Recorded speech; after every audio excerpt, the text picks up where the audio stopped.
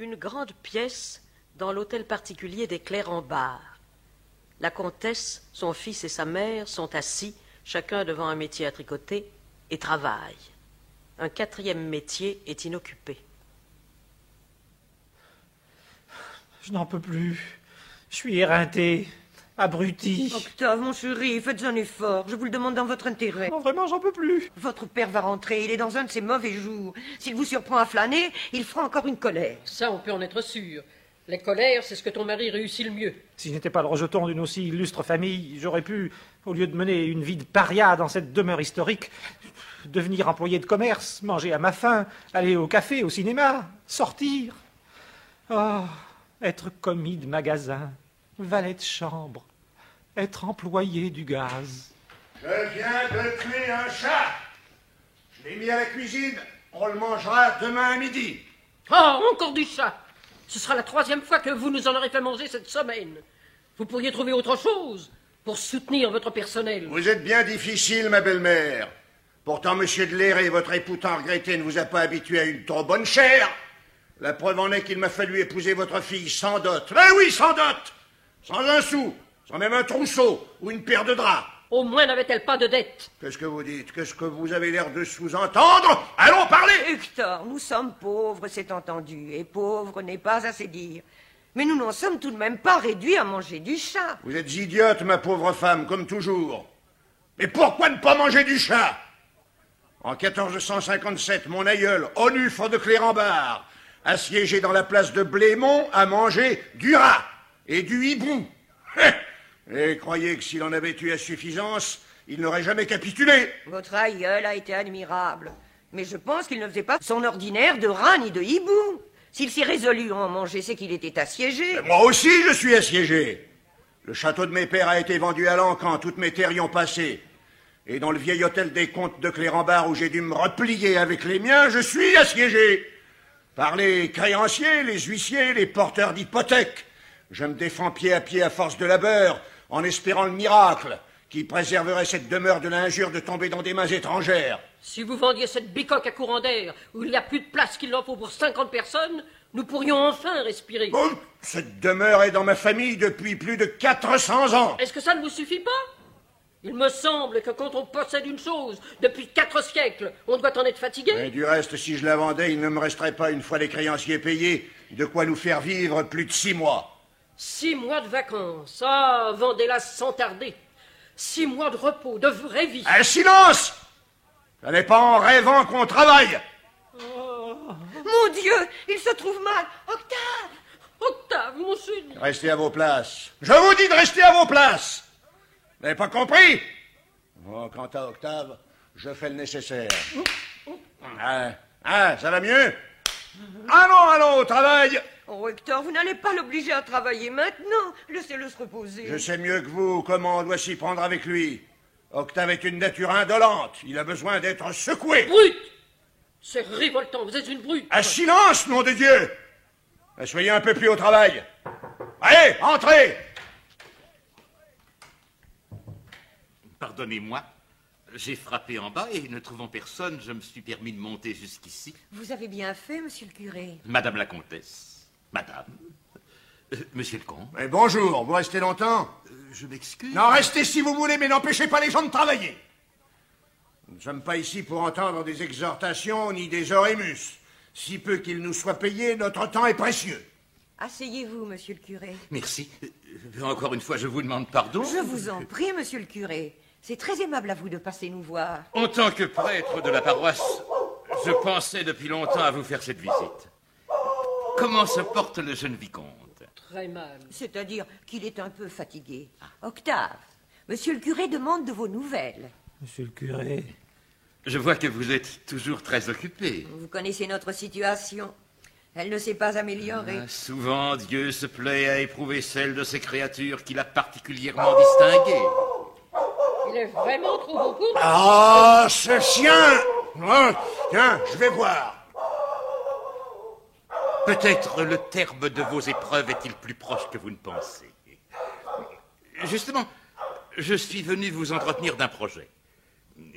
Puisque monsieur le comte est sorti, je vais être plus à l'aise pour vous exposer la chose. Vous connaissez Maître Galuchon, l'avoué de la rue Fantin? Oui, mon mari a eu affaire à lui. Maître Galuchon a 3 filles.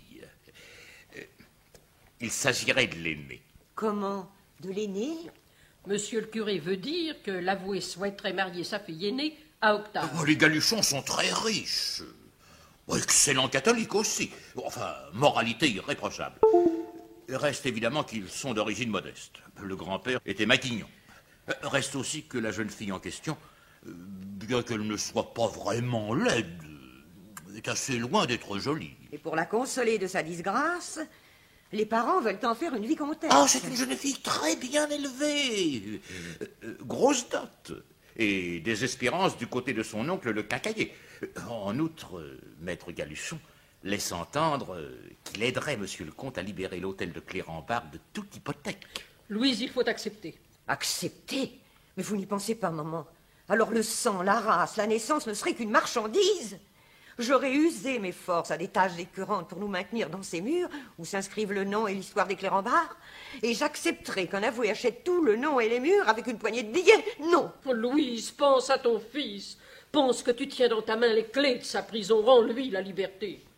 Tu n'as pas le droit de t'arrêter à des considérations de naissance qui ne sont plus rien dans la situation où nous sommes réduits. Octave, qu'en penses-tu? Parle franchement. Mariez-moi, grand-mère, mariez-moi tout de suite. Je veux m'en aller. Que ma femme soit chauve, qu'elle soit borgne, édentée. Elle sera toujours pour moi la plus belle et la plus adorable des femmes, si elle a pu m'arracher à mon existence de damné. Je suis prêt à l'aimer de toutes mes forces, mais qu'il se fasse vite, ce mariage, et qu'on en arrête la date sans perdre une minute, car je suis à un bout de patience et de résistance. Ah, on ne saurait être plus net. Vous accepteriez d'entrer dans la famille des Galuchons, vous, vicomte de Clérambard, et d'avoir un oncle quincaillier? Mais bien sûr, maman, puisque je ne tricoterai plus de pull au vert. Que pensez-vous que soit pour moi ce titre de vicomte que je porte dans l'ombre? Peut-il être autre chose qu'une dérision dans l'état de misère où je me trouve? Est-ce que vous croyez que je n'entends pas ricaner les gens sur mon passage et se moquer tout haut du vicomte de Clérambard qui s'en va vêtu comme un palefrenier ne voudrait pas l'être? Ah, je vous assure que j'ai bien souvent souhaité pouvoir vendre mon nom et mon titre pour un complet neuf ou un bon repas. Mariez-vous donc, mon pauvre enfant, et puis vous ne regrettez jamais de vous y être résolu dans un jour de découragement. Puisque vous êtes dans ces dispositions favorables, il ne reste plus qu'à convaincre monsieur le comte. Demain dimanche, dans l'après-midi, Maître Galuchon et sa famille seraient heureux de vous faire une visite. Qu'ils viennent. Je m'en vais tout de suite porter la bonne nouvelle à Maître Galuchon, qui n'attend pas sans une certaine anxiété le résultat de ma démarche. Ah, le salaud! Je l'ai poursuivi jusqu'au grenier. Ses aboiements devaient s'entendre sur la place. Mais vous parlez peut-être de mon chien? Et je l'avais laissé en bas au rez-de-chaussée pour ne pas vous encombrer. Est-ce que... Il est mort. Oh, par exemple, mon pauvre papillon. Mais comment la chose a-t-elle pu arriver? Je l'ai étranglé avec une corde. Monsieur le comte, vous n'aviez pas le droit. Vous saviez que ce chien était à moi. Et même si vous l'aviez ignoré, rien ne vous autorisait à le tuer. Je vous répète que vous n'en aviez pas le droit. On avait parfaitement le droit. Je suis chez moi, n'est-ce pas? Et libre de faire ce que bon me semble à l'égard d'un intrus, surtout s'il s'agit d'une sale bête qui montre les dents. Mais si vous voulez tout savoir, je vous dirai que je l'ai tué pour mon plaisir. Oui, pour mon plaisir. Et comme il est bien gras, je vais le mettre au saloir. Je vous l'interdis. Sa dépouille m'appartient. Eh bien, emportez-le. Allez l'enterrer dans votre jardin de curé, qu'on n'en parle plus. Hector, c'est indigne. Oh, monsieur le curé, je suis consternée. Votre conduite est sans nom. Vous êtes un homme abominable. Vous me faites horreur. Assez! Ah, et tout le monde au travail. Monsieur le curé, vous ne saurez jamais à quel point je suis affligée par la mort de ce malheureux chien. Ah, je comprends qu'un acte aussi sauvage vous atteigne personnellement. Qu'est-ce que vous voulez, vous, encore? Je suis saint François d'Assise. Passant sur cette terre, j'ai entendu les hurlements d'un pauvre chien à l'agonie, et je suis venu voir ce qu'il en était. Pauvre bête, mais pauvre homme aussi. Comme je me trouvais dans votre grenier, j'ai voulu me faire connaître de vous. Je vous laisse ce livre qui vous parlera de ma vie. Quand vous l'aurez lu, pensez-y quelquefois, et pensez commencez surtout à vivre mieux que vous ne l'avez fait jusqu'ici.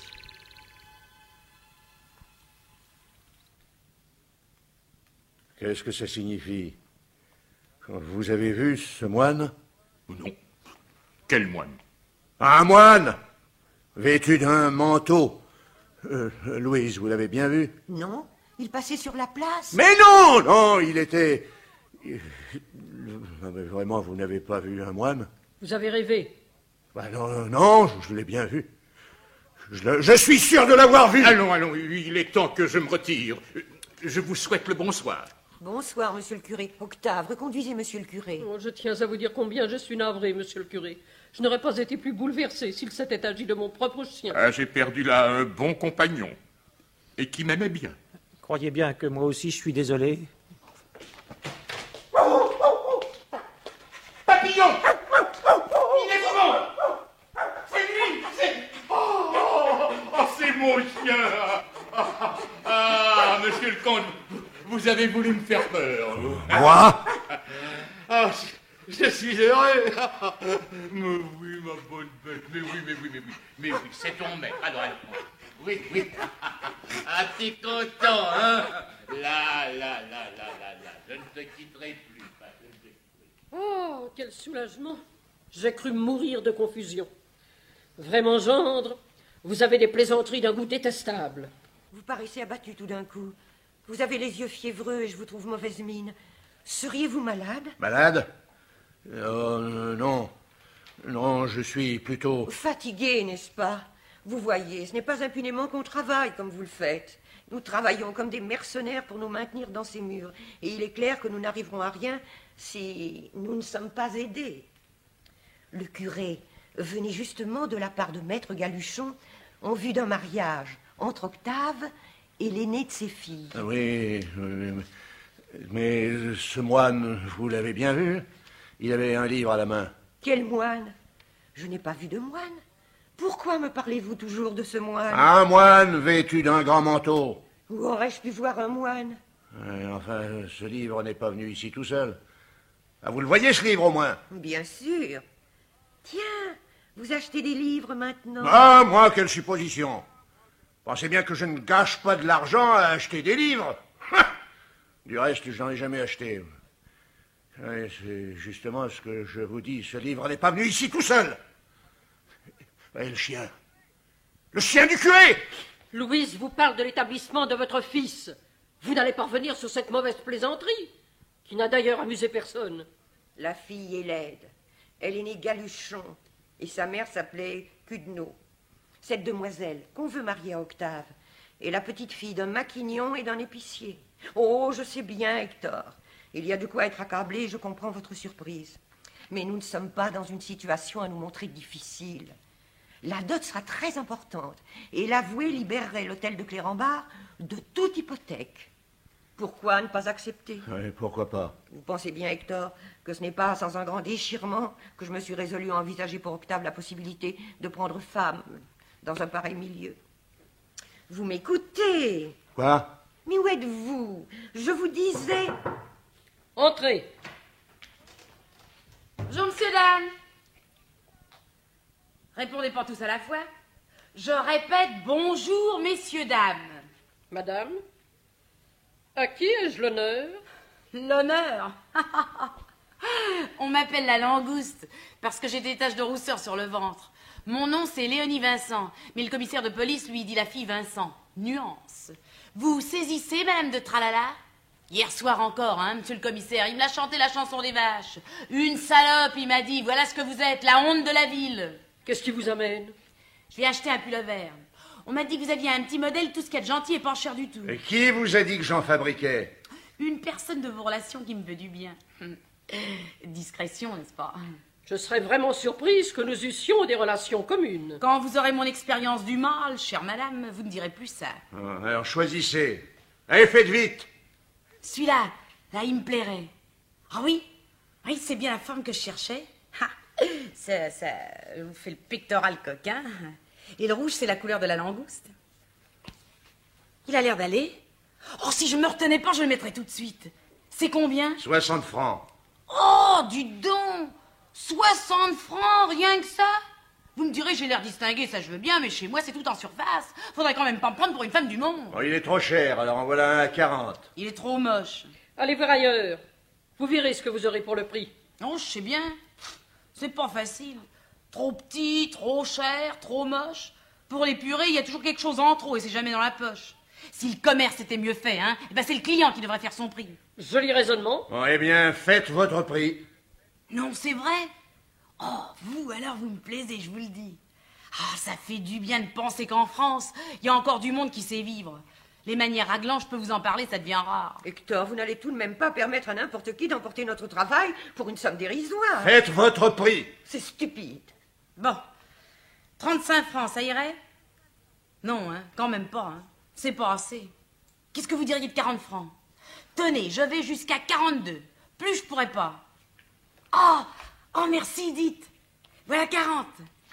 Merci. Et au revoir. Oh, vraiment, Hector, vous faites tout d'un coup bon marché de nos efforts et de notre peine. Et je pense que si vous vouliez faire le généreux avec quelqu'un, vous auriez pu choisir une autre personne que cette créature. J'ai entendu dire qu'elle se vendait aux soldats de la garnison pour 5 francs. Il n'y avait aucune raison de faire pour elle ce que vous n'avez jamais fait pour personne. Foutez-moi la paix.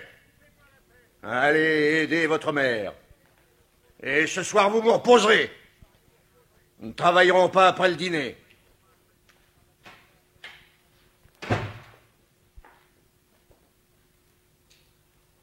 La langouste. La langouste.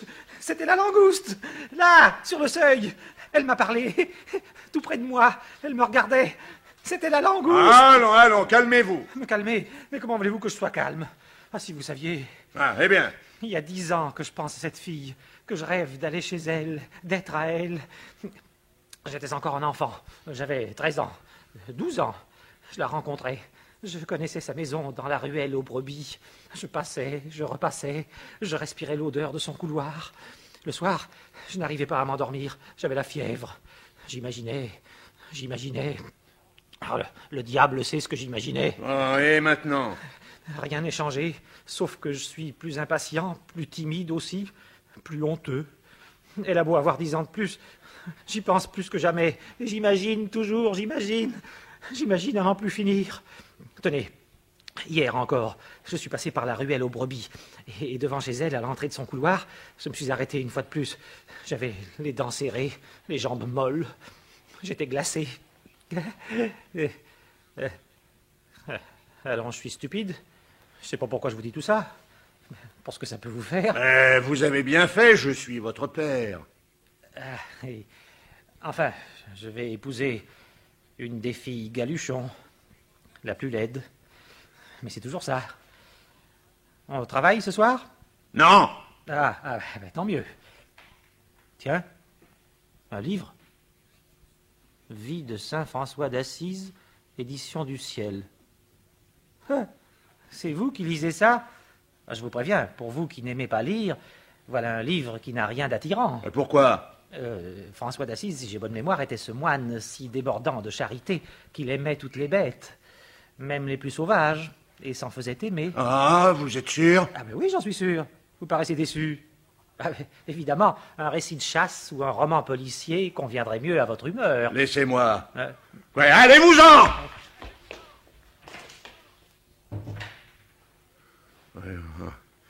En 1182, naissait à Assise celui qui devait être Saint François. Fauvette, coucou, mes anges. Loriot, merle, rossignol, 12 oiseaux, mes frères. Quand je serai dans les villes, j'inviterai les hommes à venir vous voir dans vos bois. Je leur dirai qu'il ne suffit pas d'aimer son semblable, et qu'il reste à aimer d'autres êtres, si bons et si beaux, qu'ils ont des voix de paradis, et des ailes comme les anges de Dieu. La forêt, c'est encore un peu du paradis perdu. Dieu n'a pas voulu que le premier jardin fût effacé par le premier péché. Sur toute la surface de la terre, il a semé des forêts profondes où le pêcheur puisse retrouver la bonne chance dans la compagnie des bêtes qui furent les témoins de son innocence. L'odeur des racines, le frisson des taillis et les chants des oiseaux endorment les puissances du mal qui veillent au fond de notre pauvre cœur. Dieu pousse même parfois la sollicitude jusqu'à placer des bandits au détour des sentiers afin d'aider les riches à se décharger d'un fardeau trop pesant pour marcher dans les voies du Seigneur. Ah, c'est le loup. Bonjour mon frère, bonjour. Tu parais bien malheureux. Allons, ne fais pas cette figure lamentable, mon pauvre loup. Je suis au courant. Tu viens encore de manger un agneau. Eh bien, de quoi t'affliges-tu? N'es-tu pas créé justement pour manger des agneaux? Cette nécessité qui vous pousse sur la proie, elle vous dépasse de loin, toi et ton espèce. Va, c'est l'ordre du monde. Et quand tu dévores un agneau, tu célèbres la gloire de Dieu. Tu chantes sa force et sa bonté. C'est une chanson un peu rude à nos oreilles d'hommes, mais à celle de Dieu, elle n'est pas moins douce que le chant des oiseaux qui mangent des insectes. Mon frère loup, tu n'as mérité aucune des malédictions qui t'accablent. Écoute le chant des oiseaux. C'est le tien. Tes hurlements, c'est ainsi que Dieu les perçoit. Écoute, loup.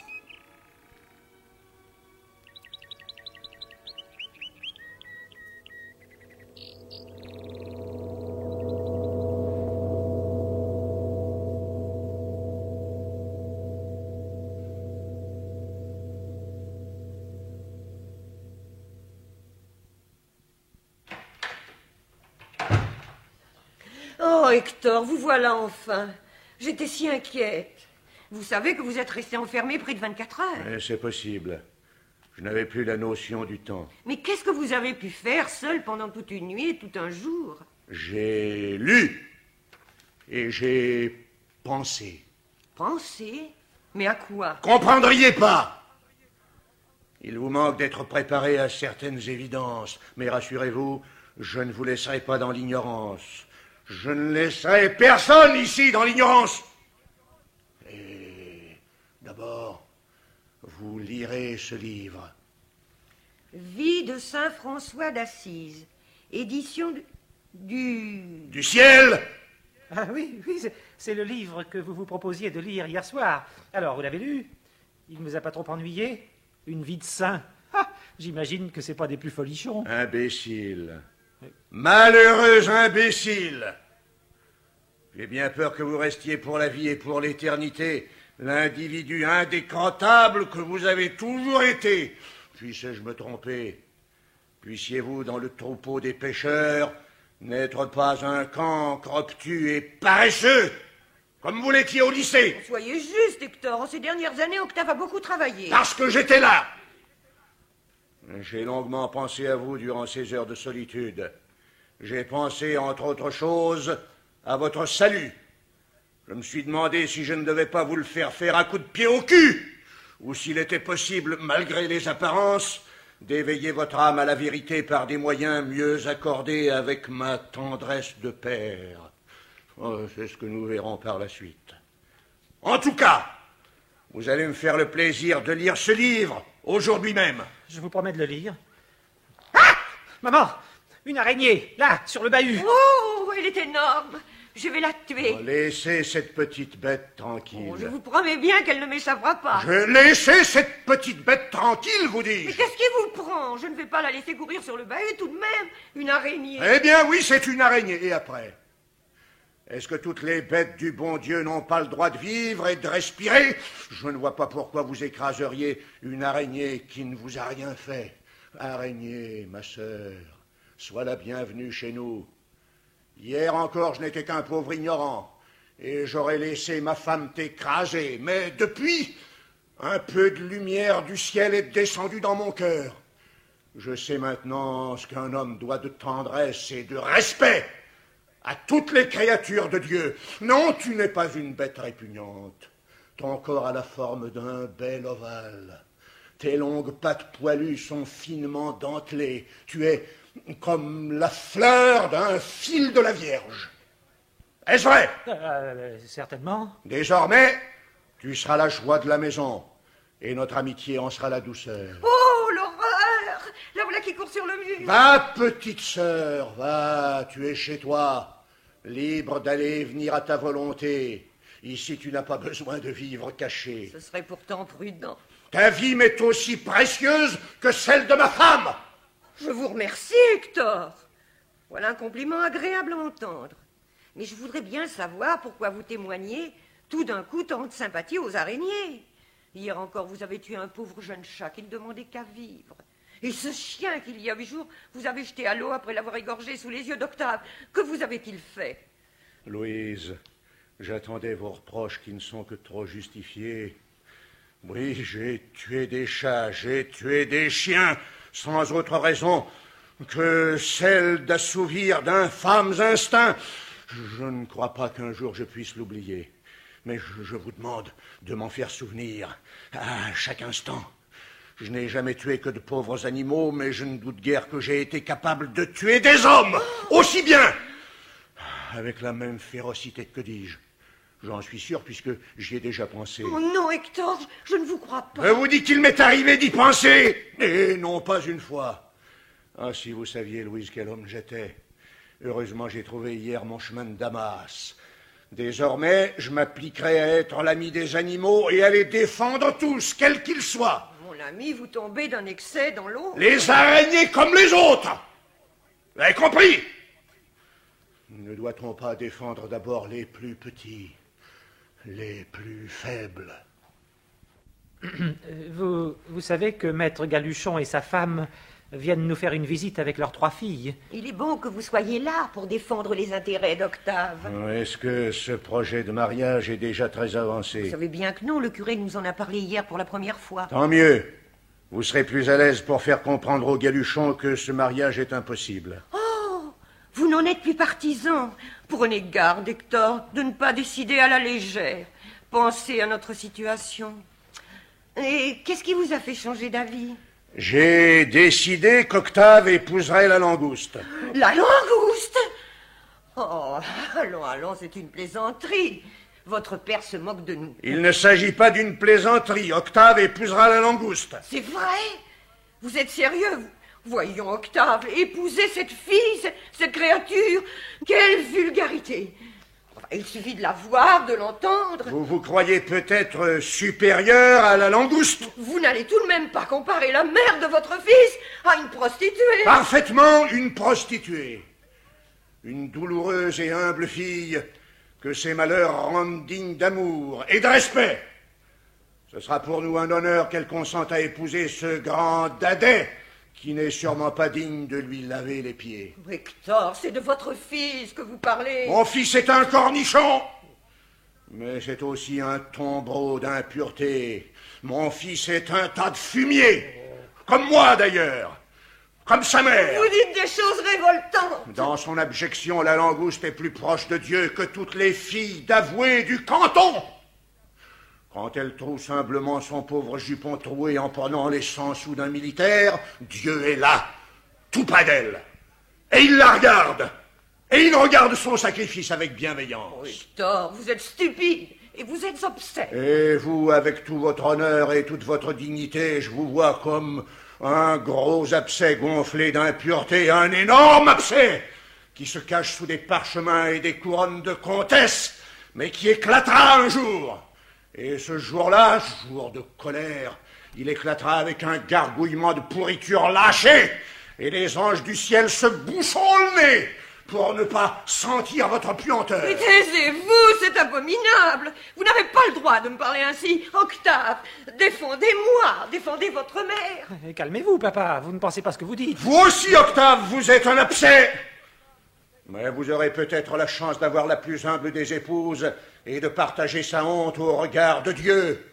Les gens vous montreront du doigt en ricanant. Ils diront que vous avez épousé une putain de la ruelle aux brebis. On nous insultera.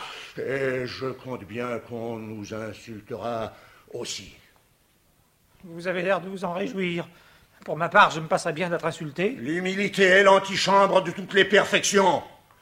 Et c'est justement ce trésor-là, Octave, que la langouste vous apportera en dot. Assez de sottises. Essayez de retrouver un peu de bon sens et pensez au bonheur de votre fils. Et j'y pense. Mon désir est précisément qu'Octave vive selon son cœur, sans sacrifier à des intérêts d'argent. Devrait-il, parce que nous sommes pauvres, lier sa vie à celle d'une héritière pour laquelle il ne saurait éprouver qu'un sentiment de rancune? Non! Octave épousera la femme qu'il aime. La femme qu'il aime? Vous aimez la langouste, n'est-ce pas? À vrai dire, je me demande... Ah, enfin quoi, vous l'aimez? Je n'ai pas l'expérience qui me permettrait d'affirmer. Bon, alors c'est dit. Je vais m'habiller et je descends lui demander sa main. Ah oui, à quoi vous attendre? Oh, Hector! Hector! Octave, pourquoi votre père a-t-il affirmé que vous aimiez la langouste? Et pourquoi ne l'avez-vous pas démenti? Vous savez bien qu'il n'accorde aucune attention à ce que je peux lui dire, sauf s'il y trouve un prétexte à me houspiller. Dès lors, à quoi bon un démenti? J'aurais d'ailleurs mal choisi mon moment. Aujourd'hui, papa a des idées si saugrenues. Voyez pour l'araignée. Ah, a-t-il fait assez de bruit pour une simple araignée? Au fait, je n'y pensais plus à cette araignée. Je viens, petite sœur. Oh, je l'ai manqué. Attention, vous allez tomber. La voilà qui file sur le mur, mais je l'aurai. Ah, cette fois, je l'ai. Attendez, je vais lui couper les pattes. Justement, j'ai mes ciseaux. Mais non, pourquoi la faire souffrir? Tu es là, ou ce qui est encore mieux, jetez-la par la fenêtre, tout simplement. Oh, Octave! Tu en laisses une, rien qu'une. Regardez-la sur une patte, regardez. Oh, ne soyez pas si nerveux, mon chéri. Elle est si drôle, plus qu'une patte. Elle est tordante, vous la voyez bien. Ah, relevez-vous. Attendez, je lui coupe la tête. Là, ça y est. Oh, on frappe à la porte du bas. C'est la famille de l'avoué. Allez ouvrir. Et faites-les monter tout doucement. Ah, je vais remettre de l'ordre dans ma coiffure. Qu'est-ce qu'on a encore fait de mon bouton de colle? Ah, qu'est-ce qu'il y a? Il n'y a personne? Comme si il y a ma petite sœur l'araignée. Oh, tiens, on a touché au cadre. Mais est-ce que... Araignée, où es-tu? Oh, les brutes.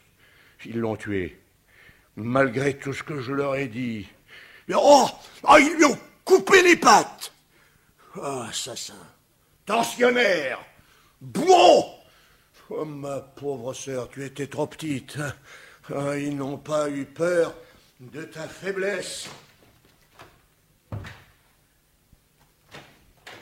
Je suis si contente. Et mes petites se sont tant réjouies. N'est-ce pas, petite? Oui, maman. Je n'avais pas encore eu le plaisir de rencontrer ces jeunes filles. Elles sont charmantes. Bonjour, madame. Quel plaisir pour moi. Voilà donc ces jeunes filles que j'ai tant désiré connaître. Oh, vous êtes trop bonne. Je vous présente Brigitte, la plus jeune. Étiennette et Evelyne, l'aînée. Charmées, mesdemoiselles. Elles sont exquises. Je vous présente mes hommages, madame. Bonjour, maître. Asseyons-nous. Mesdemoiselles, vous voudrez bien excuser mon mari. Ses affaires l'ont appelé en ville. Hélas, pour un homme actif, les journées ne sont plus assez longues. Il faut prendre sur ses dimanches. Moi-même, j'ai à 5 heures un rendez-vous qui va m'obliger à partir avant ma femme. C'est pourquoi, si vous le permettez, nous aborderons sans trop tarder l'affaire qui nous amène. Volontiers. Octave, conduisez donc ces jeunes filles en bas, voir la salle du duel. Ah, la fameuse salle du duel. Oui, on y voit encore l'endroit exact où d'un coup d'épée le vieux maréchal de Clérambert cloua contre la porte le baron de Malfroid qui l'avait provoqué. C'est une curiosité historique qui peut intéresser des jeunes filles. Oh, je crois bien. Les petites vont être ravies. N'est-ce pas, mes enfants? Oh oui, maman. Si vous voulez bien suivre votre guide. Oh oui, monsieur. Le vicomte est plein d'enjouement. c'est un garçon agréable. Il a surtout un caractère très affectueux. Monsieur le curé nous a fait part du bon accueil que vous avez bien voulu faire à ses suggestions.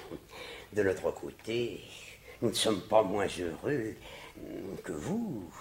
L'idée d'une union si bien assortie. Et nous ne demandons qu'à faire le nécessaire pour la voir aboutir. Evelyne apportera en dot à votre fils un très joli domaine, et qui serait pour nos jeunes mariés une agréable résidence.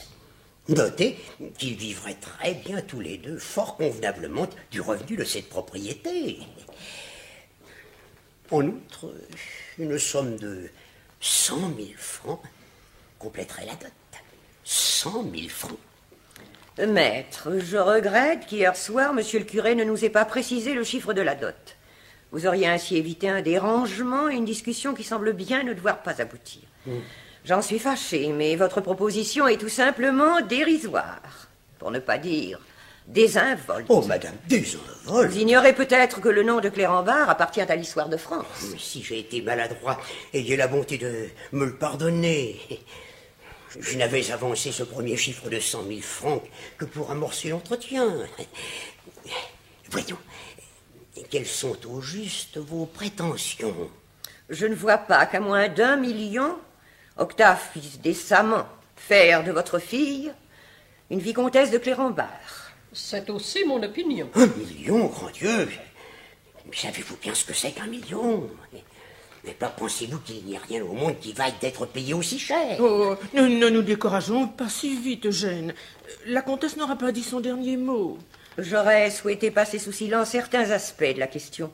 Mais puisque vous m'y obligez, je vous rappellerai que ce mariage ne se présente pas comme la conclusion d'une idylle. Vous imaginez bien que ce n'est pas de gaieté de cœur que l'héritier d'un grand nom et d'une illustre lignée se prépare à cousiner avec des maquignons et des épiciers, si honorables soient-ils. Non, à vrai dire, ces considérations de naissance n'ont pas dans notre milieu l'importance que vous leur accordez dans le vôtre. Pour nous, un titre de vicomte n'est guère autre chose qu'un ornement. Dans ces conditions, il est décidément préférable que nous en restions là. Oh, mon mari s'est laissé aller à sa vivacité et ses paroles ont sûrement trahi sa pensée. N'est-ce pas, Eugène? C'est vrai. J'ai été trop vif. Mais je ne songe pas à nier que l'aristocratie de la naissance m'a toujours inspiré des sentiments d'estime. Mais 1 million, madame, 1 million. Si la comtesse voulait faire un sacrifice... Croyez bien qu'il est déjà fait. Mais accordez-moi au moins une petite diminution. Oh, Eugène! Allons, soit. Faut en passer par où vous voulez. Mais c'est dur. Voilà nos enfants. Eh bien, vous avez vu la salle historique? Oui, madame. C'est vraiment très, très intéressant. Monsieur Octave nous a montré la grande porte et l'endroit où l'épée du comte de Clérambert est entrée dans le bois. C'est émouvant. Evelyne est une enfant très sensible. Octave l'est aussi. Ah, dans ce temps-là, on n'y allait pas de main morte. Il devait y avoir là-dessous quelque affaire de jupon.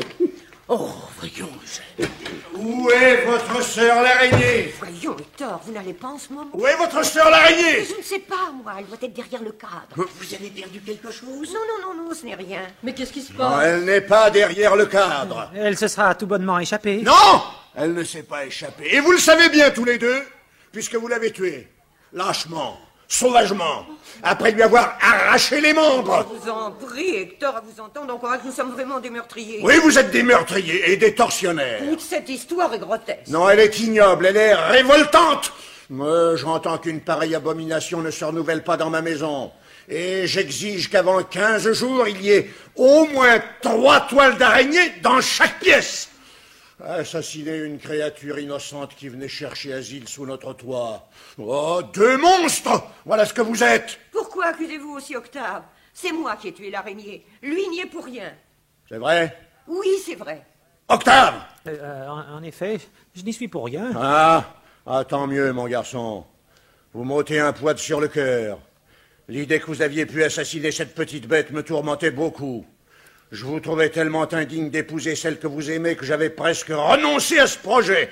Mais puisque vous êtes innocent, je vais pouvoir demander sa main. Ouais, tenez, je veux oublier un moment le crime de votre mère et ne plus penser qu'à ce mariage. Je veux me réjouir de voir entrer dans notre famille une épouse aussi admirable. Oui, les voisins nous diront comment vous mariez votre fils à cette putain. Oh, monsieur, vous n'avez pas le droit de parler ainsi de ma fille. Mais papa, puisque monsieur Octave m'épouse... Octave, vous n'avez donc pas mis ces personnes au courant? Comment voulez-vous? Oh, madame, et vous, monsieur, pardonnez-moi. Enfin, vous avez pu croire que je parlais de cette jeune demoiselle, mais c'est un malentendu. Non, j'ai pour Octave de grandes ambitions. Et j'ai visé pour lui plus haut que votre fille. Par exemple, nous faire cet affront. Et encore une fois, je vous demande pardon. Ah, soyez tranquille, Octave. Je vais aller trouver celle que vous aimez. Et je vous promets de plaider votre cause autant qu'il est possible.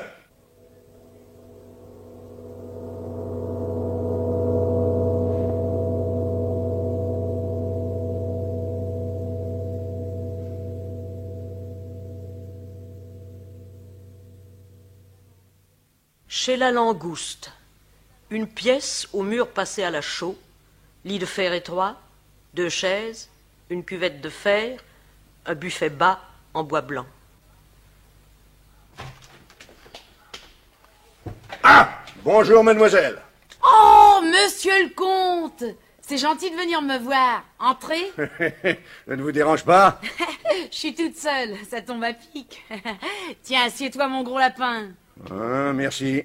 Alors quoi? On a envie de s'amuser un peu? Non, à vrai dire, ma visite a un tout autre but. Oh, alors pardon, excusez. Je vais peut-être vous surprendre et peut-être aussi vous scandaliser. Oh, me scandaliser, ça m'étonnerait. Je vois pas trop ce que vous pourriez me sortir. Alors, est-ce que vous connaissez mon fils? Attendez, c'est pas lui que j'ai rencontré chez vous hier au soir, un grand sifflet, l'air un peu andouille? Je vois que vous le connaissez. C'est de lui justement qu'il s'agit. Voilà, en 2 mots, voilà toute l'affaire. Mon fils Octave vous aime. Oh, ben c'est facile. Une politesse en vaut une autre, je le laisse faire son prix. Oh, loyal, j'en étais sûr. Autant de plus à ajouter à vos mérites. Amour, humilité, bonté et loyauté.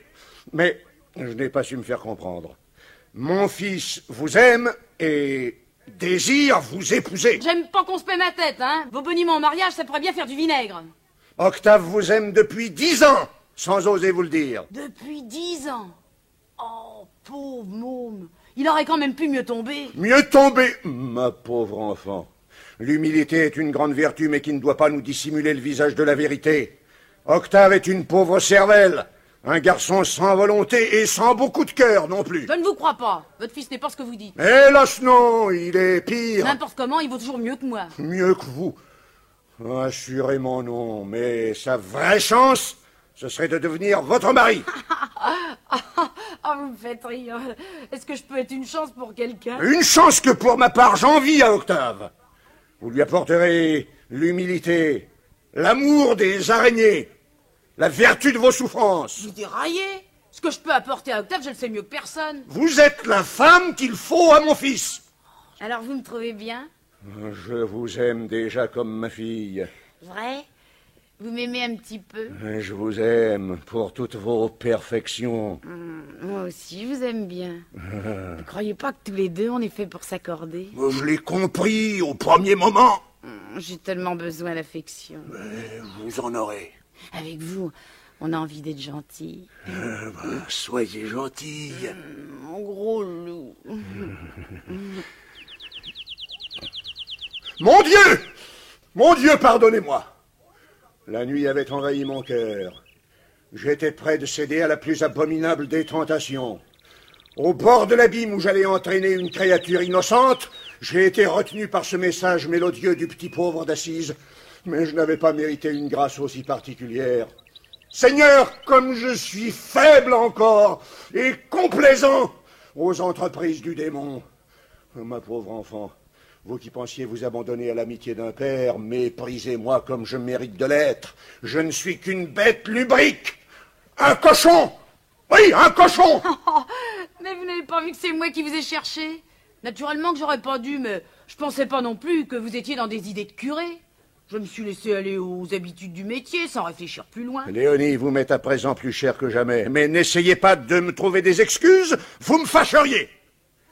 Quand je pense que j'étais venu vous demander votre main pour mon fils, et que je n'ai pas craint de serrer dans mes bras la femme dont j'espérais faire ma bru, je sens me monter au front le rouge de la honte. Oh, ce crime que j'allais commettre, Léonie Vincent, savez-vous que ce n'était rien de moins qu'un inceste? Qu'est-ce que vous allez chercher? À vrai dire, j'avais consenti à l'inceste. Que dis-je? Mais je l'ai commis, en esprit. Oh, misérable chair, je suis un satyre, un cochon incestueux. Mais non. Écoutez, même si vous aviez été jusqu'au bout, je vous assure que c'était peu de choses. N'essayez pas non plus de me rassurer. Dieu merci, je suis conscient de la noirceur de mon crime. Je n'entends d'ailleurs pas le tenir secret. Dussé-je en crever de honte, je le confesserai bien haut à ma femme, à ma belle-mère, et bien entendu à mon fils. Dites donc à propos, j'aimerais bien le voir, votre Octave. Bon, je vous l'envoie tout de suite. Et je reviendrai le chercher un peu plus tard. Léonie, quel que soit l'accueil que vous ferez à Octave, j'ai à vous parler d'une autre chose qui me tient encore plus à cœur que ce mariage. À tout à l'heure. Salut.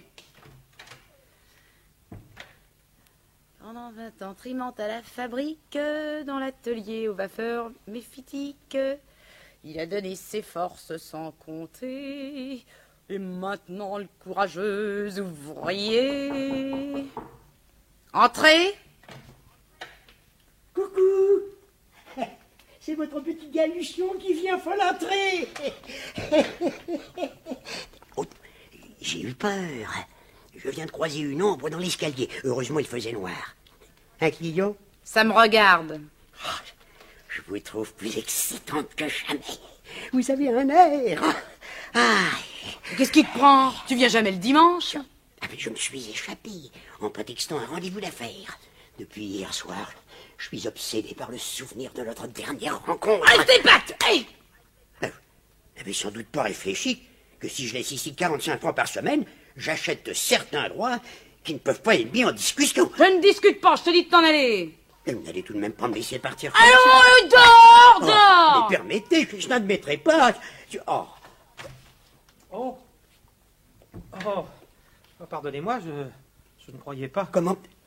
C'est vous, monsieur Octave? Fermez la porte. Votre présence en ces lieux est pour le moins surprenante.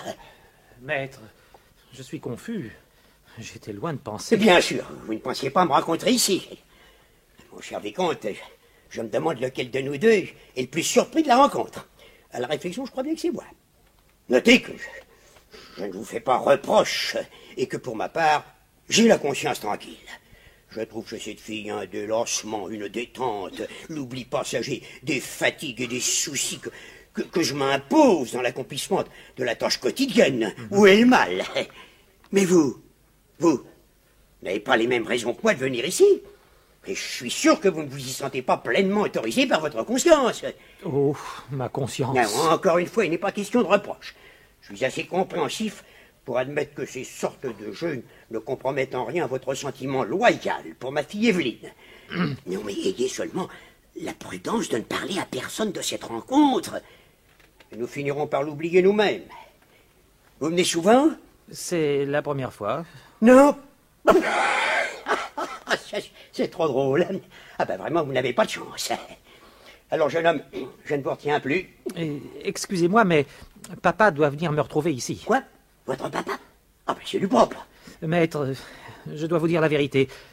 La femme que mon père veut me faire épouser, c'est elle. Comment? En présence des jeunes filles, il nous était difficile de vous renseigner plus précisément. C'est juste. Mais la comtesse aurait pu m'informer sans être entendue de ma femme ni de mes filles. Peut-être, mais c'était assez gênant. Je comprends que la comtesse ait eu honte de nous la nommer. Mais pourquoi veut-il, le comte, que son fils épouse une Catherine? Quelle raison vous a-t-il donné d'un choix aussi extravagant? Je ne les ai pas très bien comprises. Il m'a semblé qu'elles étaient surtout d'ordre moral et religieux. Mais vous vous moquez de moi? Je voudrais bien savoir ce que peuvent bien faire ici la morale et la religion. Je ne sais pas. N'importe, n'est-ce pas? Vous êtes bien décidé à épouser ma fille en vous passant du consentement de votre père. Oui, mais ce sera difficile. Je porte à mon père trop d'affection et de respect pour me dresser contre lui et passer outre à sa volonté. Je ne peux pas lui faire cette peine. Oh, allons donc, allons. Voilà ce que vous lui direz. Vous pourriez le lui dire vous-même. Vous auriez plus de chance de vous faire écouter et vos raisons auraient plus de poids que les miennes. Il va être là dans 1 minute. Oh, mais alors je file. Surtout, ne vous laissez pas envelopper. Ne vous engagez à rien. Venez me voir demain. Et vous, ma fille, ne vous laissez pas prendre à cette histoire de mariage qui ne pourrait que vous attirer des ennuis. Adieu. Salut! Je pars le cœur lourd de regrets.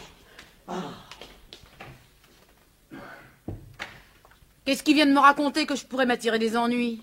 C'est qu'il veut me faire épouser sa fille. Laquelle? La plus laide? Bien sûr. Alors? Je ne veux pas. C'est vrai ce qu'il a dit ton père que depuis 10 ans? Oui. Depuis 10 ans, j'attends le moment de me trouver seul avec vous. Depuis que mon père m'a parlé de ce mariage, j'ai des moments de folie. Rien ne compte plus pour moi. Famille, considération, argent, héritière, sécurité. Il n'y a plus de raison qui puisse me tenir. Je veux vous épouser, je veux me vautrer avec vous jusqu'à la fin de ma vie. Et tant pis pour l'hôtel de Clérambart, tant pis pour l'argent, tant pis pour le nom, tant pis pour tout, je m'en fiche. Pourvu qu'un jour je sois satisfait, rassasié, que je ne sente plus ce tourment, cette angoisse de chaque instant, que je me délivre de cette souffrance qui est en moi comme une bête, une sale bête d'araignée dégoûtante, que je m'épuise à contenir. Ben, mon vieux... Vous voulez, hein? Vous voulez? J'ai pas dit ça. Vous couchez bien avec Galuchon. Alors t'avais pas autre chose à me dire? Moi je croyais qu'on allait entamer le duo. J'attendais des mots sucrés, de la chansonnette à l'émotion. Au lieu de ça... Ah! Octave! Je viens d'avoir encore une scène avec votre mère. La pauvre femme ne comprend rien, et ma belle-mère encore moins. Eh bien, qu'est-ce que vous pensez de mon fils, Léonie? Pour être franche, c'est pas ce que j'attendais. Ah ben voilà qui est clair. Et l'accent de votre voix ne trompe pas. Vous entendez? Vous êtes indigne de Léonie. Je croyais qu'il y avait une petite chance, mais l'orgueil paternel m'aveuglait une fois de plus. Allez, vous n'avez plus rien à faire ici, partez. Et moi je veux l'épouser. Vous me l'avez promis. Je ne veux pas renoncer à elle, je reste ici. Octave, ne m'échauffez pas les oreilles. Je veux être à elle, je veux la voir, je veux coucher avec elle. Bougea hors d'ici. Vous faites rougir votre père. Arrêtez! Soyez pas méchant avec lui. D'abord vous m'avez pas comprise. Ce que j'ai voulu dire, c'est que les gringalets dans son genre, c'est pas tout à fait mon type d'homme. N'empêche que quand il m'a causé d'amour, j'ai eu comme un coup de langueur dans le poitrail. Encore maintenant, j'en suis toute chose. J'ai les intérieurs en duvet de canard. Je voulais prendre le temps de m'y reconnaître. Les affaires d'amour, c'est sérieux, surtout quand il y a le mariage à la clé. Vous avez raison. Mais je n'admets pas le langage qu'ils viennent tenir devant vous. Je n'admets pas ces rugissements de la lubricité. C'est parce que vous n'y connaissez rien. Pour moi, justement, c'est le cri de la passion, et c'est bien ce qui me fait réfléchir. Remarquez, quand vous êtes arrivé, Octave ne m'avait pas tout dit. Et l'amour, vous savez bien ce que c'est? Bien souvent, il suffit d'un rien. Un mot gazouillé, un retour des prunelles, on se trouve chaviré. Allons, viens, Octave. Viens me recouler ça dans l'oreille. Oh, prenez garde, Léonie. Ne perdez pas votre sang-froid. Soyez tranquille, j'ai de la défense. Tout à l'heure, j'étais trop ému. Mes paroles ont pu vous faire croire qu'il s'agissait d'autre chose que d'un sentiment. J'étais trop ému et j'ai pas su vous dire toute la tendresse. Oh, ça va bien, range ton boniment, c'est trop tard. Et puis tu le dis mal. T'as pas encore attrapé le ton. Tu voudrais me regarder en face, mais en douce, t'as l'œil qui coule dans mon corsage. Ces trucs-là, tu sais, je m'y connais un peu. Alors quoi? Je t'en veux pas, tu sais. Et même, tu me ferais plutôt de la peine. C'est bon, je vais arranger ça. À partir de maintenant, on est fiancés. En attendant les sacrements, on se mariera un petit peu, de temps en temps. Oh, monsieur de Clérambart, je peux pas résister. J'ai vu le ciel dans les yeux d'Octave. Chers enfants. Octave, rentrez à la maison. Et qu'il soit bien entendu, vous ne remettez pas les pieds chez cette fille. Octave, je vous prie de rester ici, auprès de votre fiancé. Je vous le disais tout à l'heure, votre mère ne voit pas où sont vos véritables intérêts. Pas plus d'ailleurs que votre grand-mère. Hector, je vous trouve d'une inconscience extraordinaire. Vous semblez avoir oublié tout d'un coup que notre situation matérielle est désespérée. Prenez le temps d'y réfléchir et comprenez que ce mariage est insensé. Qui donc alimenterait le ménage? Cette personne continuerait-elle à recevoir des soldats? Et alors? Vous n'imaginez pas que mon trésor et moi, on va se laisser mourir de faim, non? Qu'en dites-vous, Octave? Enfin, je pense que la vérité commence à vous apparaître dans son évidence impitoyable, et que vous comprenez déjà l'insanité de ce projet. Louise, vous parlez cette fois raisonnablement et votre inquiétude est des plus légitimes. Mais rassurez-vous, car en homme pratique, j'ai pensé à tout. Dès demain, l'hôtel de Clérambar sera mis en vente. Avec le peu que nous laisserons les créanciers, nous achèterons une roulotte, un cheval, et nous nous en irons par les chemins et par les bois, écouter la rumeur des hommes et la chanson des oiseaux. Nous laisserons là les soucis d'argent pour aller vivre dans la communion des gens et des bêtes, en traçant derrière nous un sillon d'amour. Oh, vous ne prétendez tout de même pas nous faire vivre comme des romanichels. Et dans cette promiscuité. Dites donc, pas plus que vous. Votre idée est absurde, je ne vois pas qu'elle apporte à nos ennuis aucune espèce de solution. Dans votre roulotte, de quoi vivrons-nous? C'est simple, nous vivrons d'aumône. Nous demanderons au nom de notre Seigneur la charité aux passants des villes. Nous irons dans les fermes et dans les champs implorer les paysans. Et à tous, nous parlerons de Dieu et du commandement d'amour. De mieux en mieux. Il ne vous suffit pas de jeter votre fils dans les bras d'une créature et de nous changer tous en romanichels. Vous voulez encore que votre famille vive de mendicité. Oui, c'est mon ambition. Et je n'en vois pas de plus haute. J'ai beaucoup réfléchi en ces dernières 24 heures. Je me suis persuadé que la plus belle mission que se puisse proposer à un homme est celle de mendier son pain et d'éveiller ainsi les sentiments d'amour, de compassion, de fraternité qui sommeillent au cœur de nos semblables. Hector, je veux croire encore que la nuit suffira à dissiper vos rêveries. Mais si vous persistez dans ces projets, sachez que vous trouverez en moi un adversaire tenace. Et si besoin, une ennemie. Venez, maman. Louise! Louise, est-ce bien vous qui parlez d'être pour moi une ennemie? Le chagrin et la colère m'ont emporté au-delà de ma pensée. Non, Hector. Même si vos extravagances m'obligent à défendre notre famille contre vous, je ne serai pas une ennemie, puisqu'au fond de mon cœur, je vous plaindrai encore et je vous aimerai. Louise, vous qui m'avez si sûrement deviné, je vous sens maintenant bien proche de moi. Et je ne veux plus tarder de vous faire une révélation à laquelle je craignais de vous trouver mal préparé. Cette métamorphose qui a frappé votre esprit, je la dois à un miracle. Vous me comprenez bien, Louise? Un miracle. Qu'entendez-vous par là? Mais que voulez-vous que j'entende si c'était un miracle du ciel? Hector, vous avez fourni ces dernières semaines un effort surhumain et vous êtes exténué. Soyez raisonnable. Rentrez vous reposer. Oui, c'était hier. Je venais d'étrangler le chien du curé. Je suis descendu reprendre ma place parmi vous. Alors un moine est entré. Et ce moine, qui m'a remis un livre, c'était Saint François d'Assise. Vous avez pu vous méprendre. Ce livre que j'ai reçu de sa main, le voici. Vous pouvez le voir, hein, le toucher. Oui, mais le moine, comment se fait-il que nous ne l'ayons pas vu? Le curé s'est levé pour prendre congé et en sortant de la pièce, il a trouvé son chien, mais vivant, aboyant. Oui, il était vivant. Le saint l'avait ressuscité. Un miracle s'était accompli. Oui, un miracle. Est-ce que vous êtes tous silencieux? Doutez-vous de mon témoignage? Allons, dites-le. Mais non, Hector. Personne ici ne songe à mettre vos paroles en doute. Non, vous ne me croyez pas. Hein, et vous? Et vous, Octave?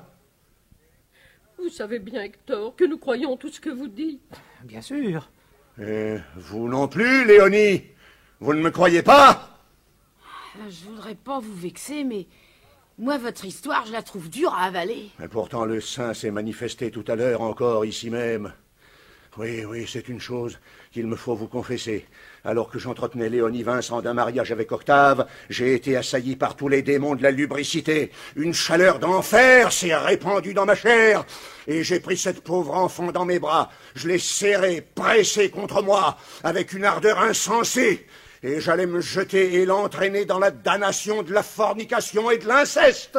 Mais heureusement... Hector, je vous demande de rentrer à la maison avec votre fille. Laissez, je vous disais qu'au moment de tomber dans la fornication, l'adultère, l'inceste, c'est alors qu'un chant d'oiseau s'est élevé dans la chambre. Un chant triste et mélodieux, comme le doivent être les sanglots des anges du ciel. Et ma chair brûlante s'est apaisée tout d'un coup. Leur pentir est entré en moi, comme une eau froide et amère. Sauvé, j'étais sauvé. Oui, c'était lui, c'était le petit pauvre. Il avait eu pitié de moi encore un coup. Il avait eu pitié de mon âme en détresse. Et il m'avait averti.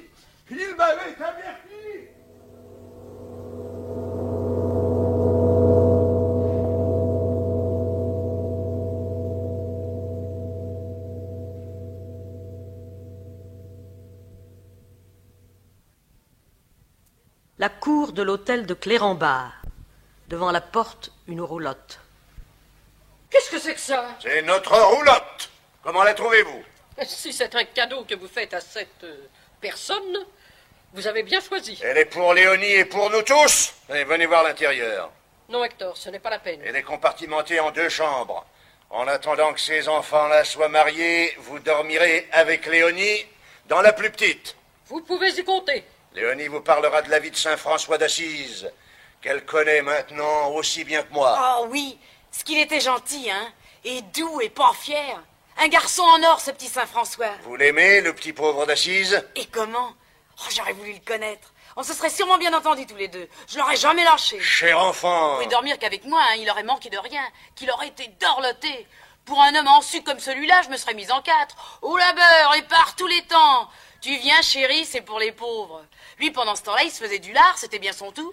Ces façons de parler sont odieuses. Votre vision de la sainteté n'est pas encore tout à fait détachée de certaines aspirations profanes, mais j'y vois l'essentiel, qui est l'amour. Vous devriez avoir honte. Hector, il faut que je vous demande de l'argent pour aller faire le marché. De l'argent? Mais je n'en ai pas. Comment? Hier soir, vous avez touché 100 francs pour les 2 pullovers, vous savez bien? C'est vrai. Je les ai donnés à des pauvres. C'est trop fort. Vous avez donné cet argent à des inconnus et l'idée ne vous est même pas venue qu'il vous fallait nourrir votre famille. Non, je n'y ai pas pensé. À vivre dans une atmosphère de miracle, je perds un peu la notion des nécessités. Alors? Je vais toujours vous donner 10 francs. Merci, mon enfant. Vous nous sauvez. Vous n'allez pas accepter l'argent de cette fille. Soyons sans orgueil, mon ami. Demain, ce soir, quand nous mendierons pour l'amour de Dieu, irons-nous demander leur carte de visite à ceux qui nous feront l'aumône? Nous serons trop heureux d'avoir pu leur inspirer une pensée fraternelle, surtout si ces gens sont des réprouvés. Non, Hector, rendez l'argent à cette demoiselle. Non, mais pas du tout, je le garde. Ah, pendant que j'y pense, si vous avez quelque harde à emporter dans la roulotte, ne tardez pas à faire votre baluchon. Dans 1 heure, je passe chez le notaire où j'ai rendez-vous avec l'acquéreur et aussitôt après, nous prenons la route. Mais pour l'instant, je monte au grenier où j'espère trouver quelques objets utiles. Oh, venez avec moi, tous les dieux, Léonie et Octave. Venez, vous pourrez m'aider. Octave, veux-tu rester 1 minute? Bon. Tu as entendu ce que vient de dire ton père. Es-tu toujours décidé à épouser cette fille, à monter dans la roulotte avec elle et à vivre de mendicité? Non, je reste ici. Où? Ici. Dans 1 heure, nous n'aurons plus de maison.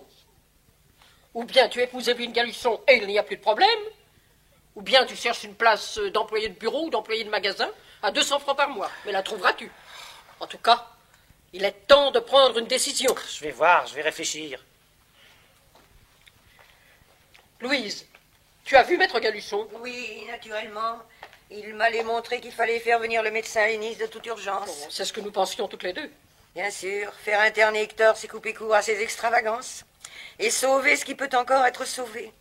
Quant à savoir s'il est vraiment fou, je suis loin de posséder une certitude. Le médecin nous le dira. Oh, un médecin aliéniste est toujours prêt à reconnaître un fou. Et celui qui va venir tout à l'heure est un ami de Galuchon. Autant dire que son opinion sera faite avant d'avoir vu Hector. Il faut reconnaître que la conduite de ton mari ne laisse guère de place pour le doute. Mais je ne suis pas de votre avis. Comment faire le départ entre la folie et l'exaltation? D'un autre côté, si le docteur décrète qu'il est fou, qu'il faut l'interner, que faire? Oh, bien sûr, c'est pénible. Vous sortez, maman? Justement, je vais chercher le curé. J'ai pensé qu'il pouvait raisonner Hector, le persuader, le ramener à la sagesse. Hélas, mais vous avez raison, maman. Il faut tout essayer. J'y vais. Nous n'avons pas de temps à perdre.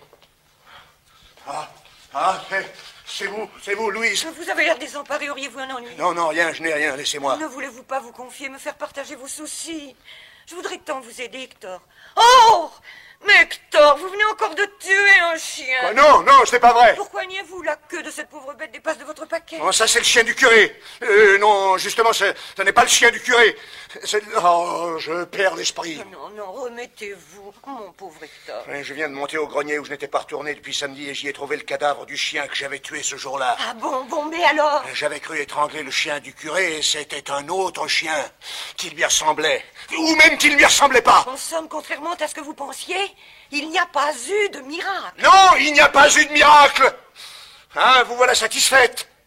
Alors dites-le, ne vous gênez pas. Hector, je comprends votre désarroi. Mais la vérité n'est-elle pas toujours un bien? Prenez-en bravement votre parti. De ces soi-disant prodiges sur lesquels vous avez fondé toutes vos erreurs, il ne reste rien. Comment rien? Mais non, rien. Vous pensez peut-être à l'apparition de Saint François, mais du moment où elle n'est plus cautionnée par le miracle du chien ressuscité, il n'y a aucune raison d'y croire. Mais enfin, ce moine, je l'ai vu, moi je l'ai entendu. Et après, vous avez vu un moine qui vous a dit être Saint François. Où est le prodige? C'était peut-être un voisin dont vous aviez tué le chat qui a voulu vous donner une leçon. Ou bien c'était tout simplement une illusion. Mais ce livre, Vie de Saint François d'Assise, édition du ciel. Je viens de voir le même dans la vitrine du libraire. Et la couverture portait la mention édition du ciel? Parfaitement. Édition du ciel. Alors vous aviez raison. Il ne reste rien. Non, rien. Rien. Hector, je vous vois effondré. Mais si vous saviez à quel danger vous venez d'échapper, vous auriez sûrement moins de regrets. De quel danger parlez-vous? J'ose à peine vous le dire. Quand vous avez parlé de ce miracle, personne n'y a cru. Parbleu, je l'ai bien vu, vous me preniez pour un fou. C'est vrai, Hector. Moi-même, je craignais pour votre raison à tel point que j'ai fait prier un médecin de passer vous voir. Comment? Oui, il sera là tout à l'heure. Vous ne dites rien.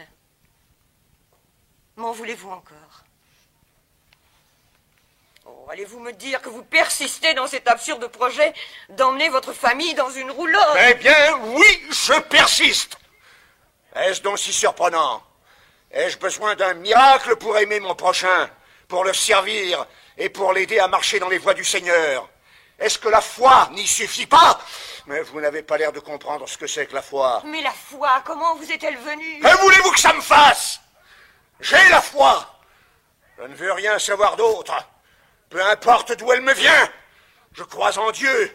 Je crois en notre Seigneur. Je crois à Saint François d'Assise. Je sais qu'à l'heure de la défaillance, ils ne m'abandonneront pas. Je sais qu'ils ne dédaignent pas de se pencher sur ce misérable cœur où j'essaie de retenir l'espérance, la foi et la charité.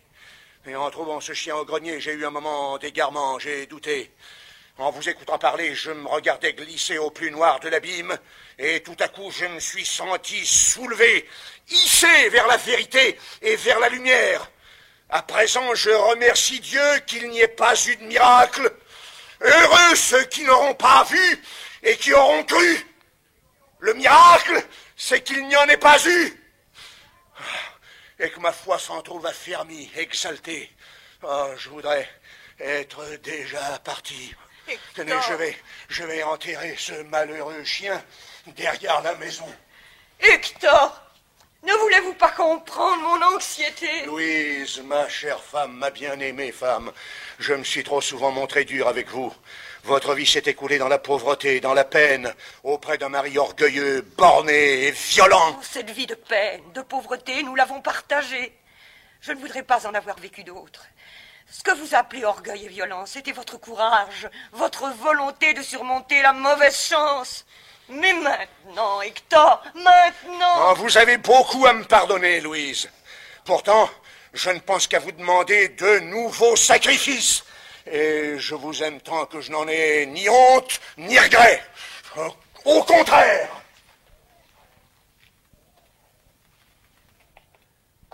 C'est la fameuse roulotte.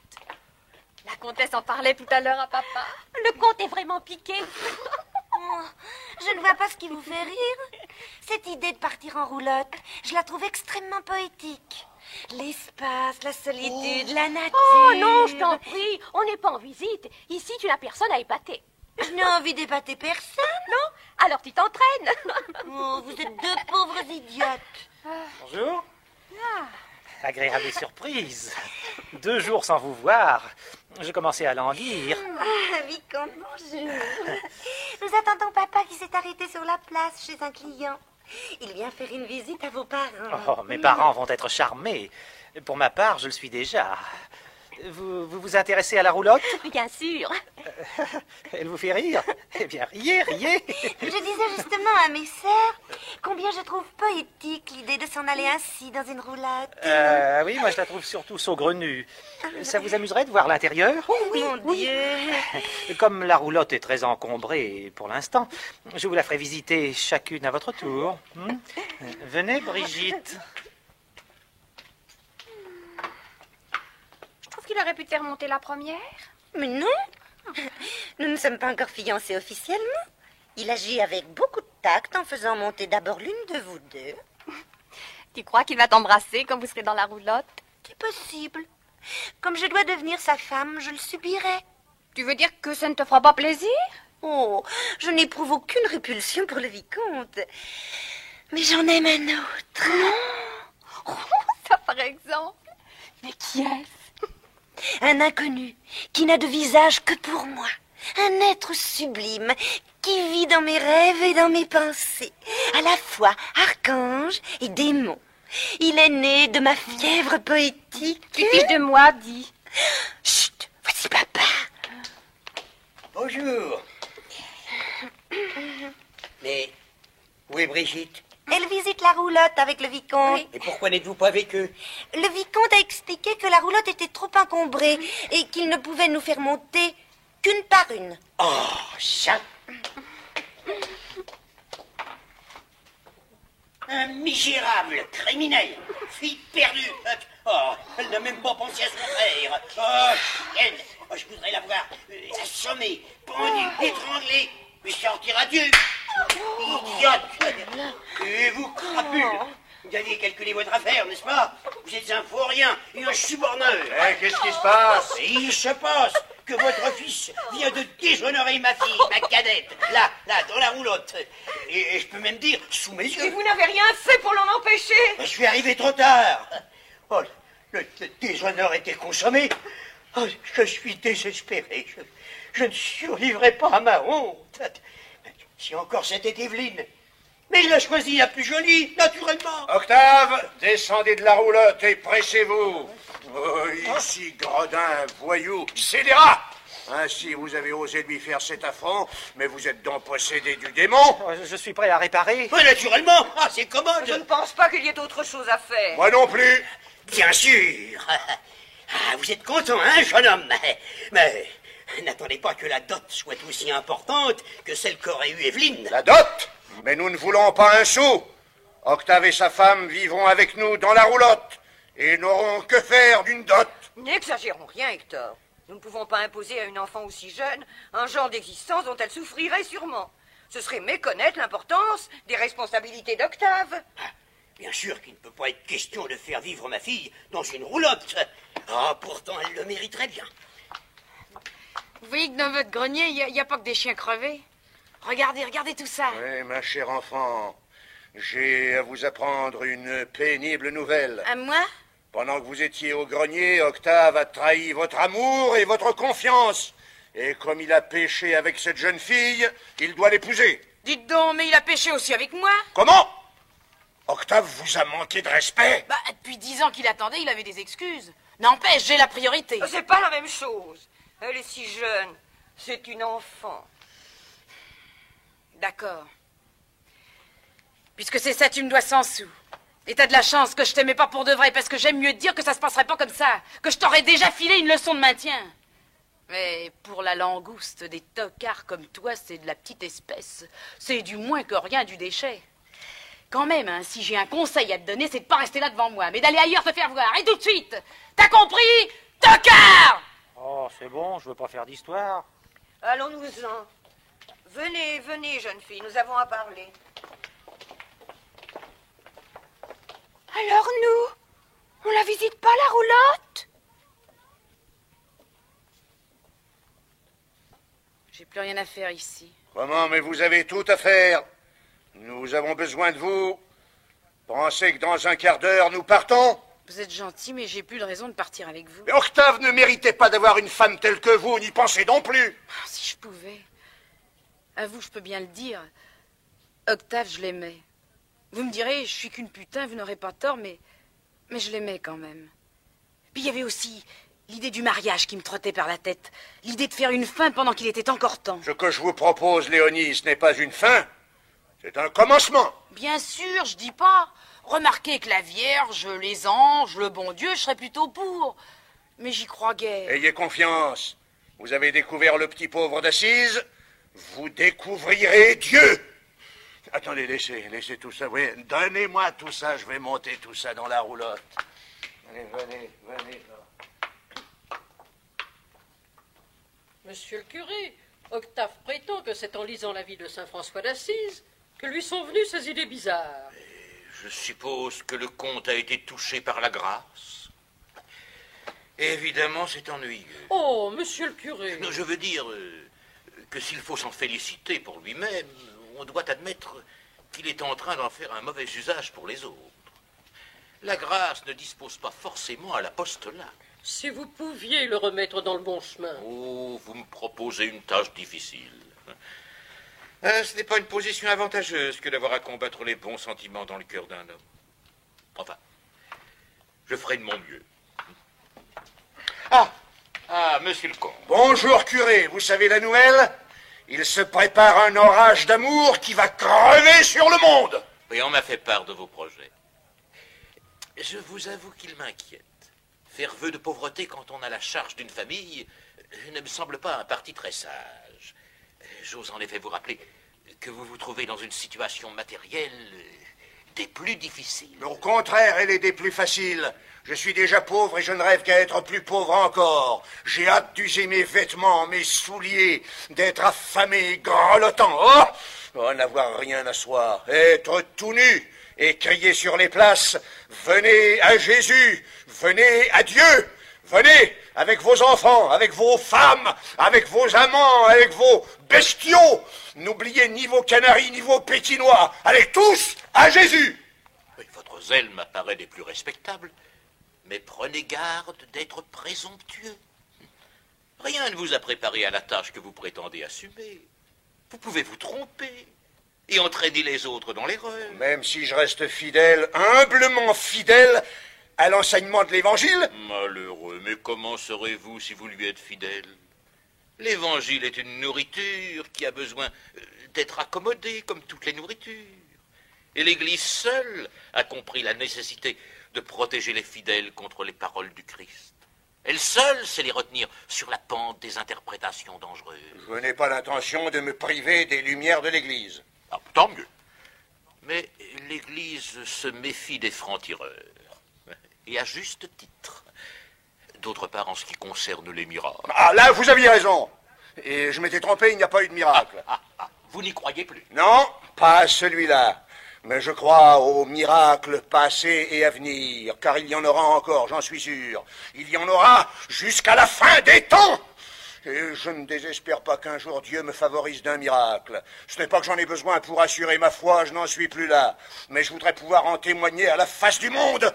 Oh, de quelle ardeur je témoignerai. Et ce miracle-là, je le proclamerai d'un bout à l'autre de la terre, par les villes et par les campagnes. Et on m'entendra gueuler dans les rues et au carrefour et sur les places. J'en étourdirai les passants, les hommes et les femmes, et les curés aussi. Et pour ceux qui oseraient douter, pour ceux qui oseraient ricaner, là, je me charge de leur frotter les oreilles. Mais vous ne changerez jamais. Ni la foi, ni la charité, ni François d'Assise, n'y feront rien. Vous resterez l'homme violent, excessif, intransigeant que vous avez toujours été. C'est ce qui me fait peur pour vous, monsieur le comte.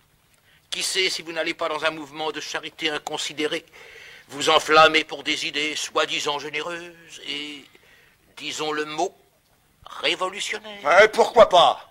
Il y a tant d'injustice dans le monde. Ah, j'en étais sûr. Vous voilà déjà parlant justice et injustice.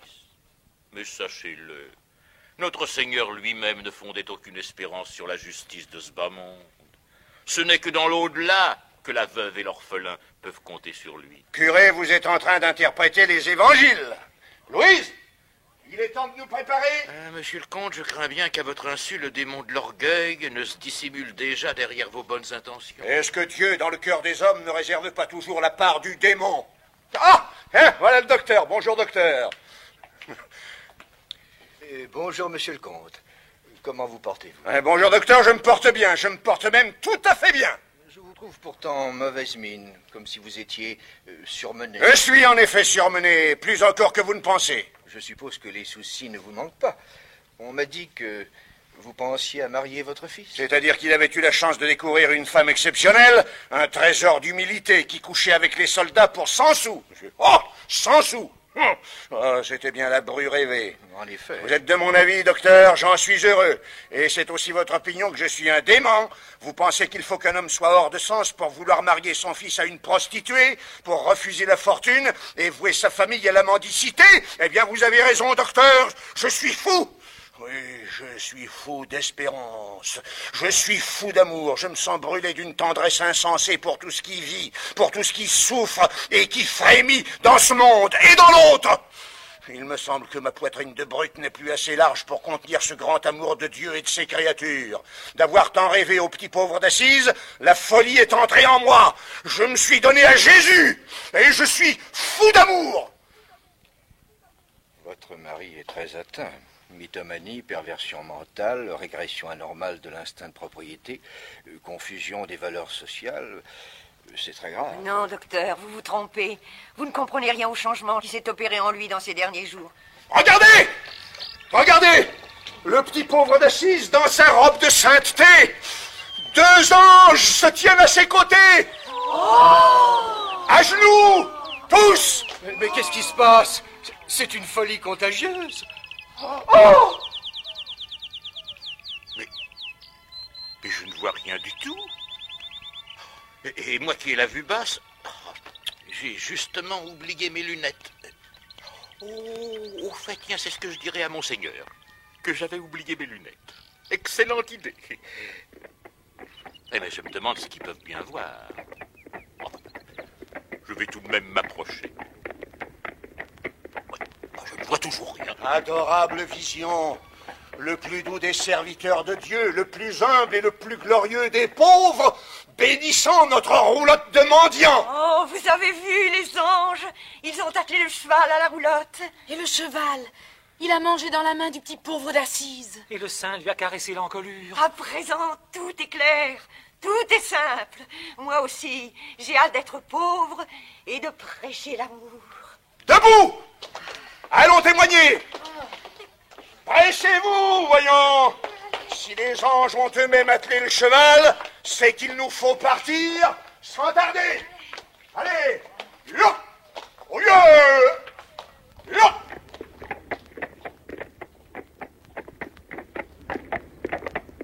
Un singulier chargement. Une fille publique. Un avoué sans aveu. Un docteur à moitié fou. Les emportements de la foi et de la charité, c'est très joli. Mais je voudrais bien savoir ce que ce mélange-là aura donné dans un mois.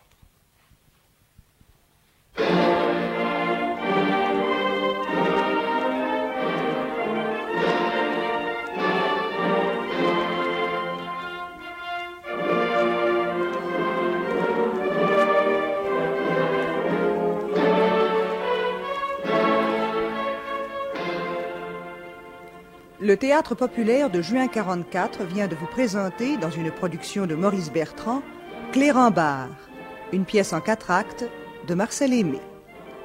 Nous vous en rappelons la distribution. Comte Hector de Clérambard, Jacques Duménil. Vicomte Octave de Clérambard, Jacques Duby. Saint-François d'Assise, Jean Topard. Le curé, Georges Cusin. Maître Galuchon, Georges Adet. Le docteur, Jacques Thierry. Comtesse Louise de Clérambard, Huguette Duflot. Madame de Léré, Marcellénia. La Langouste, Doradol. Madame Galuchon, Lordiana. Évelyne Galuchon, Gisèle Touret. Étiennette Galuchon, Sylvine Delannoy. Brigitte Galuchon, André Gire. Et la récitante, Olga Nilza. Prise de son, Jean Pantaloni. Collaboration technique, Jean Paratoen. Bruitage, Henri Saint-Georges. Assistante de production, Odette Brianne. Réalisation, Roger Datis.